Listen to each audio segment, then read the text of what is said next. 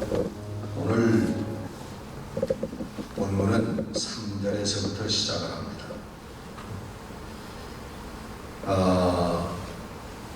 3절에서 5절 말씀까지는 우리 거짓 교사들에 대한 그런 교훈입니다. 말씀을 잘 안다고 하면서, 신앙을 잘 안다고 하면서도 다른 해석을 하고 다른 교훈을 전하는 자들, 그 당시에도 전 세계는 전 세계라고 그래야 그 그리스 로만의 그런 그 세계죠. 그리스의 철학이 지배하고 있었던 그런 시대였습니다. 예수님께서 오시기 전에 벌써 몇백 년 전에 우리가 위대한 스승이라고 하는 소크라테스가 있었고요. 그리고 그의 제자 플라토도 있었습니다. 지금도 소크라테스의 저서나 그 플라톤의 저서를 접해보면 우리들도 이해하기가 어려운 그런 부분들이 너무 많이 나오는 어려운 철학입니다. 수준이 굉장히 높아요. 어떤 책을 한번 봤는데, 우리가 현재 21세기에 가지고 있는 모든 것들이, 모든 사상들이 바로 그 2000여백 년 전에 그 클래식, 그 옛날의 그리스 로마 사상에서 벌써 끝나버렸다, 그 이상의 진전이 없다 하는 그런 저서를 본 적이 있습니다. 그만큼 지금도 이해하기가 어려운 굉장히 수준이 높은 그런 철학입니다. 이 철학이라고 하는 단어를 여러분 우리 영어로 philosophy라고 하지 않습니까? philosophy라고 하는 게 이 philo스라고 하는 거하고 sophia라고 하는 두 단어가 결합한 거예요. 근데 philos라고 하는 건 사랑한다는 뜻이고, sophia라고 하는 뜻은 지혜라고 하는 뜻입니다. 지혜를 사랑한다, 그게 philosophy의 철학이라고 하는 얘기입니다. 이 지혜를 추구하는 인간의 이 철학, 그러한 세계 속에서 이 사도 바울은 말씀하시는 겁니다. 그 당시에도 이 그리스 로만 철학을 통해서 복음을 해석하고 복음을 전하는 그런 잘못된 선지자들, 거짓 교사들이 있었다고 하는 것입니다. 오늘날에도 똑같은 하나님, 예수님, 또 성령님, 구원, 이런 똑같은 단어들을 사용하면서도 이 복음의 내용을 세상의 철학적이고 세상적인 해석으로 결론을 내리는, 끌고 가는 그런 잘못된 가르침을 가르치는 사람들이 세상에 많이 있는 것입니다. 결과적으로 오늘 사도 바울은 본문에 말씀하시기를 마음이 부패하여져서 진리를 잃어버린다 라고 말하고 있습니다. 그리고 그런 사람들은 경건을 이익의 방도로 삼는다. 그렇지 않습니까? 요즘에도 신령한 사람이다, 영역이 깊은 사람이다, 높은 사람이다, 그런 것들을 통해서 결국은 자신의 세상적인 이득을 취하려고 하는 그런 사람들이 많은 것을 우리가 교계에서 볼 수가 있는 것입니다. 오늘 사도 바울이 얘기하는 경건한, 참된 경건은 자족하는 마음을 수반하는, 자족하는 마음이 바탕되어진 그런 경건이다 라고 하는 말씀의 핵심입니다. 그러면서 이 자족하는 마음은, 이 자족하는 마음이 기초가 되고 동반이 되는 그런 경건은 큰 이익이 있다. Great gain, 굉장한 엄청난 얻음이 있다. 그렇게 말씀을 하고 있습니다. 이 Great gain이라고 하는 건 뭐 길게 설명하지 않아도 바로 하나님의 나라, 하나님의 영생을 취할 수 있는 그런 얻음이라고 하는 뜻이죠. 그래서 결국은 그냥 가벼운 얘기 같지만은 이 자족하는 마음이라고 하는 것은 신앙의 필수적인 것이다 라고 얘기할 수가 있는 것입니다. 우리 주위에 많은 신앙인들을 보지만은 경건한 신앙인도 보지만 그러나 자족함이 없는 경건들을 흔히 볼 수가 있는 것입니다. 믿음을 내세우면서 세상적인 열망이 가득한 그런 사람들이 있잖아요. 저들은 가장 믿음이 좋다고 얘기를 합니다. 그리고 경건하다고 얘기를 하고 많은 사람들 앞에 늘 기도하는 모습으로 어필을 합니다. 그러나 저희들의 실제적인 삶에서는 사랑이 아니라 율법주의적인 그런 모습으로 나타나는 거죠. 늘 기도한다면서도 작은 미움의 마음도 극복하지 못하는 그런 기도의 능력을 보여주고 있습니다. 도대체 왜 기도하는 걸까요? 무엇 때문에 기도하는 것이고 기도의 결과는 무엇인가요? 우리 형제들을 심판하고 또 그리고 불만과 불평이 끊어지지 아니하고 그의 내면에는 분노와 그리고 괴로움이 상존하고 있습니다. 그런 사람들에게 여러분 참된 기쁨이 있을까요? 없을까요? 네? 이 자족을 바탕으로 한 자족은 아시죠? 네? 만족한다는 뜻입니다. 무슨 뭐 족발 같은 거 이런 거하고 관계있는 그런 단어가 아닙니다. 이 자족을 바탕으로 한 경건은 하나님 한 분만으로 만족하는 신앙인 줄 믿습니다. 네. 세상의 어떤 조건에도 개의치 아니하고 늘 감사하고 늘 찬양하고 그리고 기쁨을 창출하는 그런 삶이라고 하는 거예요. 내 서론이 이렇게 들어오면 이제부터 조금 이제 졸기 시작하는 사람이 있죠. 옆 사람에게 물어봐 주시기 바랍니다. 그렇게 사시죠? 옆 사람에게 좀 물어보세요. 그럼 그냥 웃지요?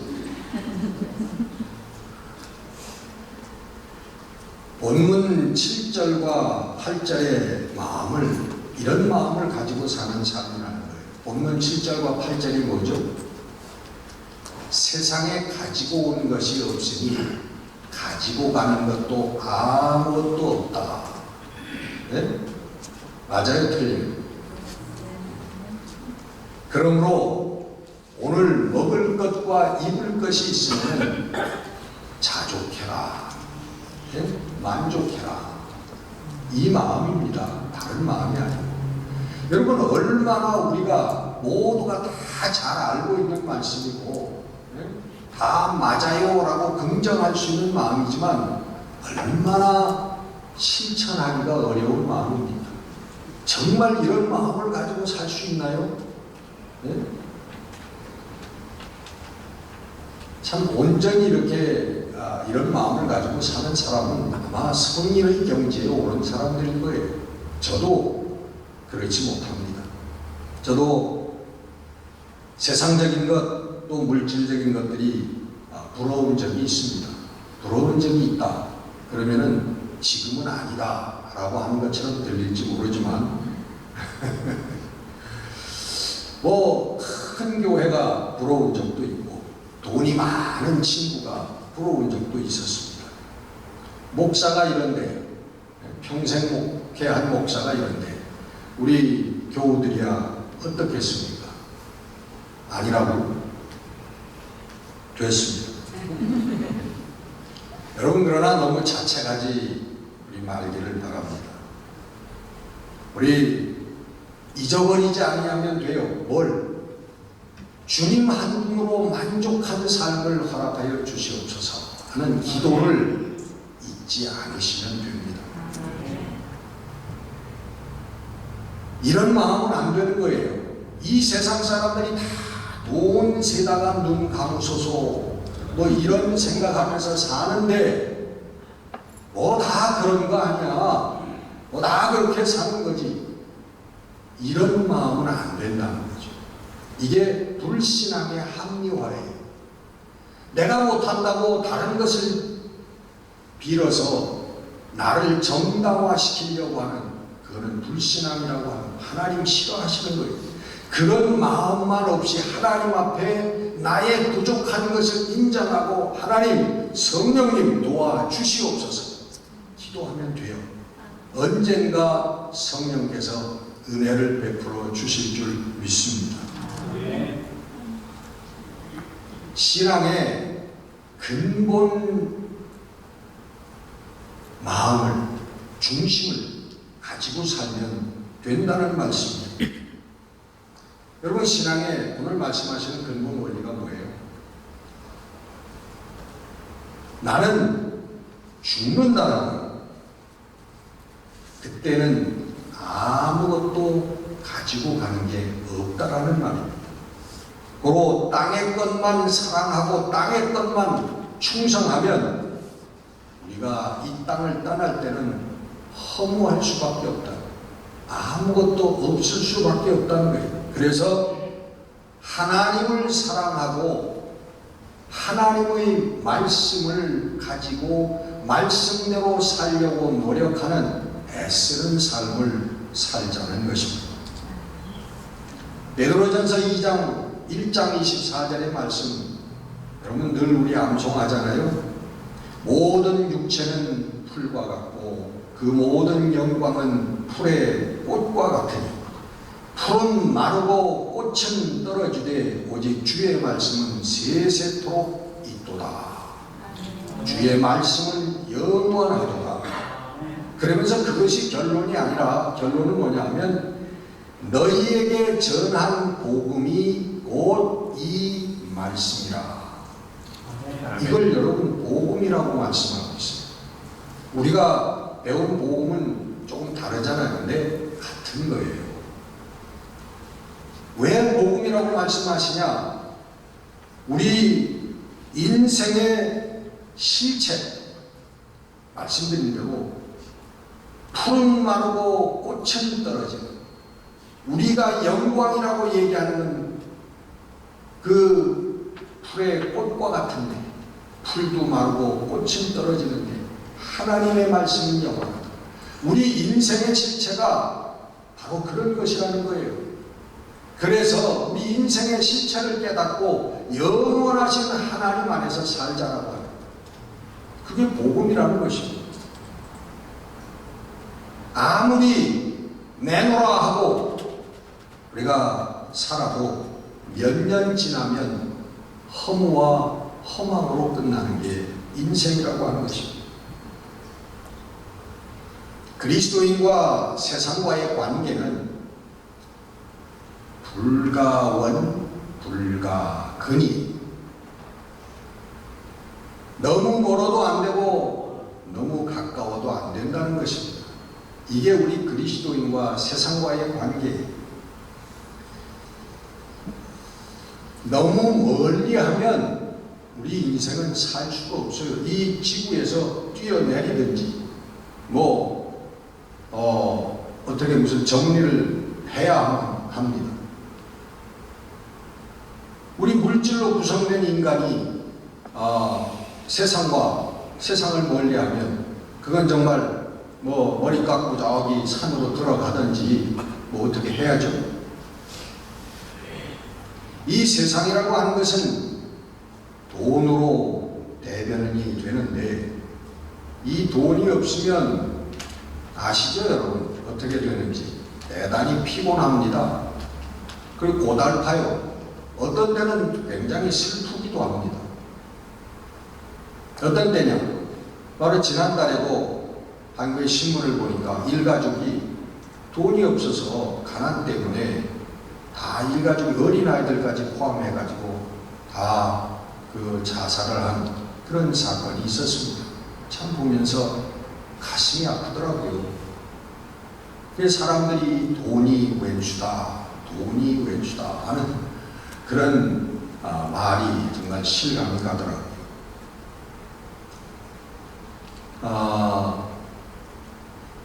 저희 집사람 그 이모부가 계신데 돌아가셨어요. 정학교 교장 선생님을 지난 분이셨는데 장로님이셨어요. 근데 이분은 정말 예수님처럼 자기의 가진 모든 것들을 남에게 나눠주고 가난한 사람들에게 내주고 거지가 된 사람이에요. 믿음으로. 그래가지고 아무것도 없기 때문에 남에게 의지하고 살고 결국 마지막에는 미국에 있는 어느 제자의 집에 오셔서 의탁하고 살다가 돌아가셨어요. 존경스럽습니다. 아무리 생각해도 저는 그렇게는 못 살 것 같아요. 그리고 우리가 남에게 쉐어하고 나의 것을 다 내어주는 삶을 살더라도 또 남에게 마지막까지 폐해를 끼치는 그런 거는 좀 아니지 않나 하는 생각이 들어가기도 합니다.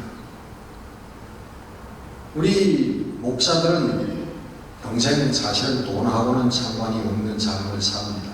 그러나 그렇기 때문에 우리 교단에서는 연금제도가 있어가지고 은퇴를 하면은 최소한의 생활비가 나올 수 있도록 그런 제도를 마련하고 있고 또 살 데가 없을까봐 은퇴 교단에서 은퇴하면 살 수 있는 집을 마련해 놓고 있어요.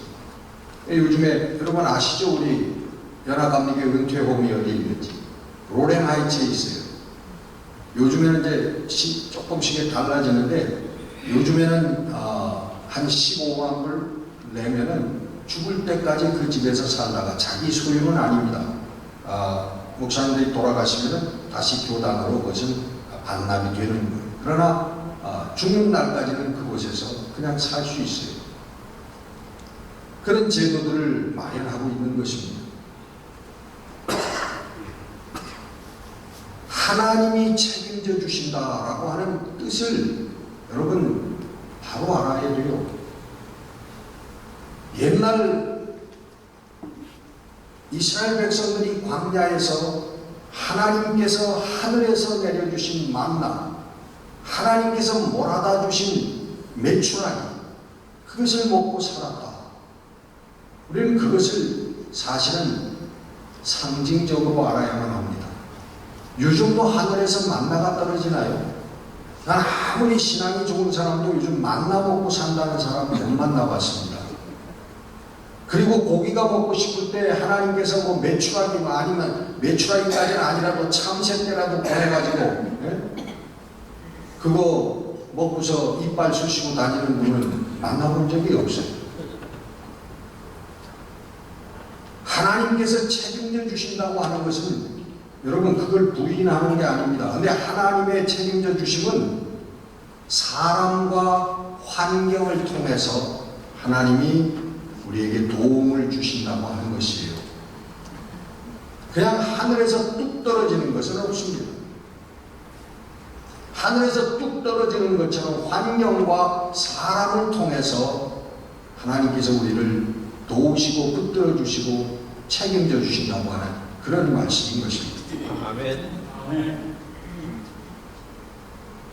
여러분 하나님께서 모두 책임져 주신다면 우리 교회에서 목사에게 월급은 왜 주겠습니까?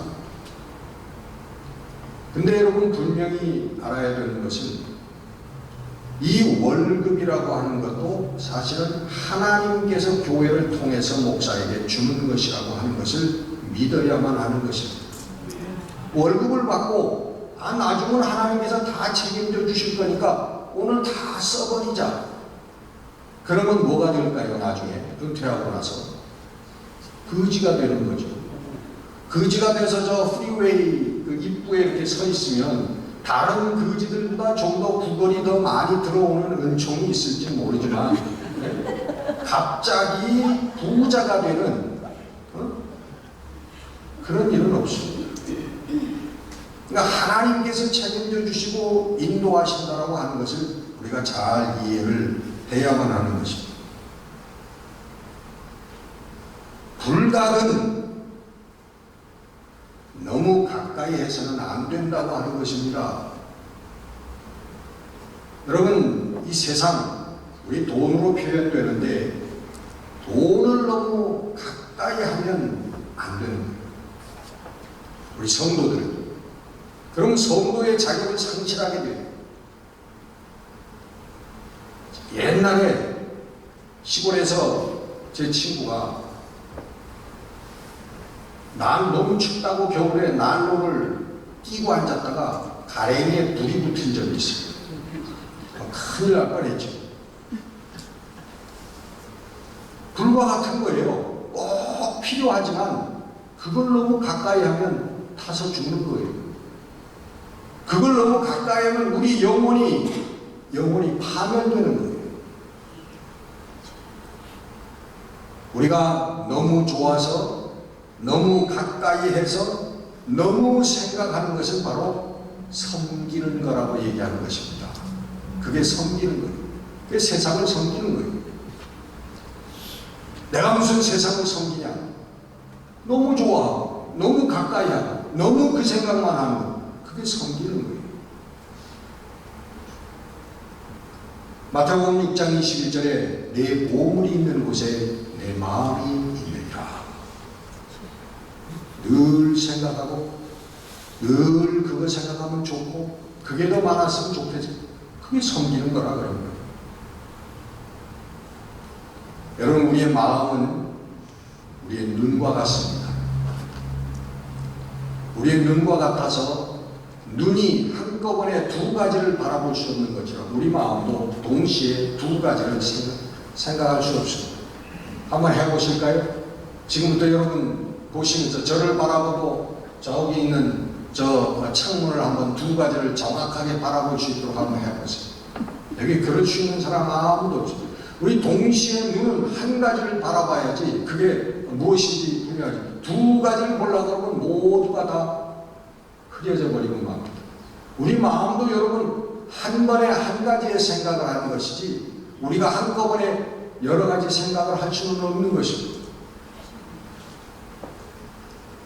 한 사람이 두 주인을 섬길 수 없나니 너희가 하나님과 재물을 동시에 섬길 수 없느니라. 제가 한국에 아주 사업을 크게 하는 부자 친구를 방문한 적이 있어요. 꽤 오래된 일인데 갔더니 그 집이 초상집 같아요. 왜냐 그랬더니 중국에서 하던 사업을 그게 뭐 잘못돼가지고 다 철수한다고 초상집이 되어 있더라고요. 근데 제가 여러 교우들의 가정을 방문하면서 우리 자신이 혹은 우리 자녀들이 기도도 안 하고 말씀도 안 하고 교회도 안 가고 신앙생활 잘못한다고 아주 비탄에 젖어있는 가정은 한 번도 본 적이 없습니다. 뭐 쥐꼬리만한 사업이 안 된다고 비탄에 젖어있는 것은 얼마든지 봤지만 우리 신앙생활 잘못한다고 비탄에 젖어있는 그런 가정을 본 적이 없다. 대부분이 하나님보다 세상 것을 더 사랑합니다. 오늘 본문은 세상 것을 사랑하면 파멸과 멸망에 빠지게 되고 그리고 그것을 사랑하는 마음이 일만하게 뿌리가 된다. 그리고 많은 근심으로 자기 자신을 찔렀다라고 표현하고 있습니다. 열심히 경제활동하지 말라고 하는 거 아닙니다. 여러분 열심히 직장 다니고 열심히 사업하지 말라고 하는 거 아닙니다. 그러나 우리의 직장이 우리의 사업이, 내 직업이 이것이 신앙생활이 돼야 된다는 말씀을 드리는 거예요. 신앙과 따로따로가 아니라고 하는 것입니다. 이것을 신앙하고 따로따로 분리해서 사는 사람은 이미 올바른 신앙 가운데 있지 못하는 거예요. 그 유명한 루터라고 하는 사람은 직업과 소명, 하나님의 부르심이라고 하는 것을 동일한 단어를 사용했습니다. 그 단어가 뭐죠? 영어로 직업을 뭐라고 하나요? vocation. vocation이라고 합니다. vocation이라고 하는 것은 원래 뜻은 하나님의 부르심이라고 하는 뜻이에요. 소명이라고 하는 뜻입니다. 근데 루터는 이것을 직업이라고 번역을 했어요. 동시, 같은 의미. 무슨 뜻입니까? 우리가 성도들이 가지고 평생을 살아가는 직업과 모든 일은 하나님께서 허락하신 것이고 하나님께서 그 일을 통해서 하나님께 영광을 돌리라고 주신 것이라고 하는 믿음이라는 겁니다. 그 믿음이라고 하는 겁니다. 그래서 우리 성도들이 먹고 쉬고 놀고 그리고 일하는 그 모든 것이 신앙의 삶이 돼야 된다고 하는 그런 말씀을 하는 것입니다. 그래서 우리가 노는 것 가지고 우리의 놀이를 통해서도 하나님께 영광을 돌리는 그런 마음 자세를 가지고 놀아야 된다고 하는 말씀입니다. 그래서 그걸 헌신이라고 하는 거예요. 여러분 요거 따로 저거 따로 생각을 하면 하나님께 드리는 부분이 우리 한쪽밖에 더 있겠어요? 네? 전부 헌신을 못하는 거 아닙니까? 우리 헌신이라고 하는 것은 내 삶 자체를 드리는 거예요. 일하는 것, 먹는 것, 쉬는 시간 모든 것 가지고.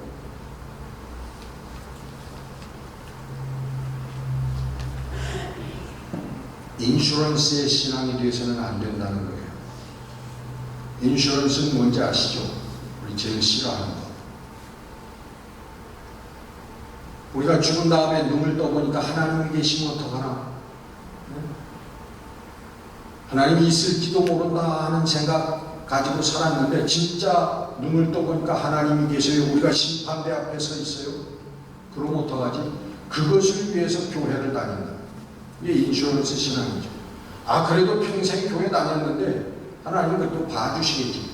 저 평생 교회도 안 다니고 성경도 찬송도 안 들고 다닌 저 사람들하고 나하고 같이 취급을 하시겠나?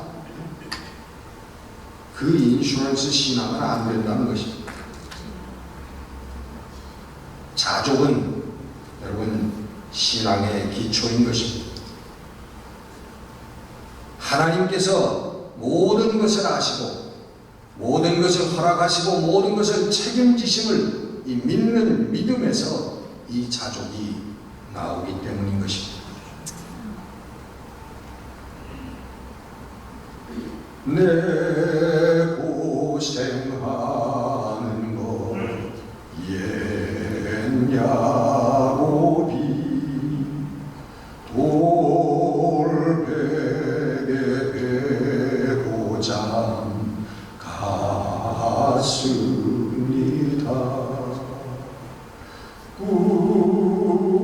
꿈에도 소원이 늘 찬송하면서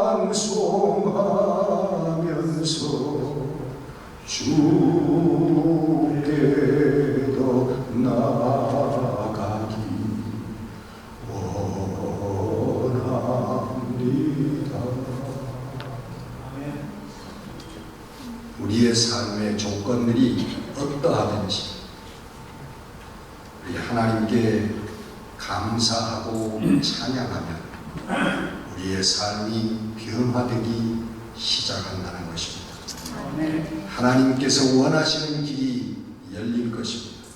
우리에게 참된 복의 길이 열릴 것일 줄 믿습니다. 2019년 우리 마지막 주일입니다. 지난 1년 동안 내 마음에 무엇을 채우고 살았나 점검해보는 시간입니다. 하나님보다 더 사랑하고 하나님보다 더 생각하고 하나님보다 더 애착을 가졌던 것들이 세상 것들이 있다면 회개하고 우리 하나님의 사랑과 은혜를 다시 한번 채우는 마음으로 돌아가자는 말씀입니다. 우리에게 은혜와 사랑을 베푸신 하나님께서 다시 기회를 주실 줄로 믿습니다. 지나간 것은 지나간 대로 유행과 가사 같기는 합니다만 오직 우리 오늘 내 마음에 우리 자족으로 감사하는 결단과 은총이 있으시기를 주의 이름으로 축원합니다. 기도하겠습니다. 하나님, 송구한 마음은 금할 길이 없습니다. 하나님, 정말 자족하는 마음으로 한 해를 지나지 못했음을 고백할 수밖에 없습니다. 하나님, 은혜를 베푸셔서 우리에게 새로에게 주어지는 우리 시간들, 하나님 진정 우리 주 예수 그리스도의 사랑과 은혜와 생명의 십자가를 바라보며 감사하고 찬양하는 자족하는 마음으로 사는 시간들이 되도록 축복해 주시옵소서. 우리들의 마음을 붙들어 주시옵소서. 그곳에서 참된 평안과 기쁨의 삶을 창출하게 하여 주옵소서. 우리 주 예수 그리스도 이름으로 감사하며 기도드렸습니다. 아멘.